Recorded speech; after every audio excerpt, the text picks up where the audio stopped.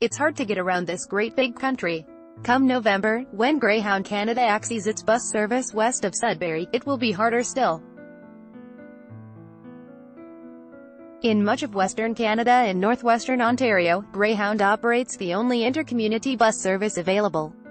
A worker moves a Greyhound bus after it was washed in Vancouver on Monday. Greyhound Canada says it is ending its passenger bus and freight services in Alberta, Saskatchewan and Manitoba, and cancelling all but one route in BC. The U.S. runs service between Vancouver and Seattle. As a result, when the changes take effect at the end of October, Ontario and Quebec will be the only regions where the familiar running dog logo continues to grace Canadian highways. Daryl Dyke, the Canadian press. The decision by the British-owned transportation giant to cancel virtually all of its routes in the western provinces and northwestern Ontario should come as no surprise. It is the inevitable result of government's on-again, off-again fascination with deregulation. It is a fascination that has destroyed much of the country's interurban transportation system. In the heyday of bus travel, companies made an explicit deal. They would be licensed to service certain highly profitable routes, but in return, the companies would agree to operate less profitable ones. Article continued. It was, in effect, a system of cross-subsidization. And, by and large, it worked. As late as the 1980s, most small communities in Ontario enjoyed some form of regular bus service. Read more. For rural Albertans, Greyhound closure cuts off a crucial lifeline. Greyhound's departure in the west opens the road for other bus companies. Greyhound Canada cuts are the end of an era for cross-country travel and leave small towns in the lurch. One of the most successful operators in southern Ontario was the publicly owned TTC's Grey Coach Lines. But then came the deregulation craze. It started in airlines and was based on the notion that deregulation, by encouraging competition, would drive down prices. Article continued. In well-traveled routes, the notion worked. Fares between big cities like Toronto and Montreal fell as bus companies vied for business. But that left the companies with less money to cross-subsidize unprofitable routes. So they did the rational thing, they shut those routes down.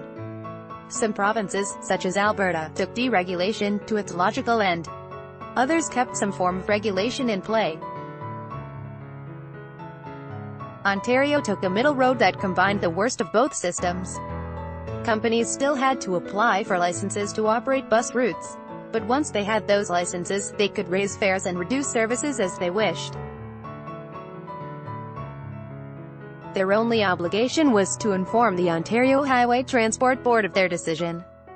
It was a system that benefited big operators, such as Greyhound, which by the mid-1990s had purchased most of Grey Coach Lines. On the one hand, their profitable routes were protected from too much competition. On the other, they had to give almost nothing in return. Under full regulation, bus customers had been able to find out from the regulator which companies operated which services. Under Ontario's system of faux regulation, that information is no longer centrally available. To check on whether there is regular bus service from, say, Wingham to London, customers must call whoever operates that service. But if they don't already know the operator's name, there is no easy way to find it. Governments have been fretting over bus service for years. The Senate has studied it, as has a federal provincial committee of senior officials. They all agree that bus service is a good thing. It's cheap enough to let poor people travel. It services rural areas that airlines can't or won't reach. It's also good for the environment, producing far fewer greenhouse gas emissions per person kilometer than train or auto travel. Greyhound has been whining for years that it is not making enough money operating buses in sparsely populated areas of the country. In 2009, it demanded government subsidies as the price for keeping bus service alive in the western provinces. But only Manitoba took the bait. Now Greyhound says it is moving out of almost everywhere except southern Ontario and Quebec. The country won't be entirely bereft. The provincially owned Ontario Northland, for example, operates some bus services in northwestern Ontario. Some communities in the western provinces also have access to alternative bus services.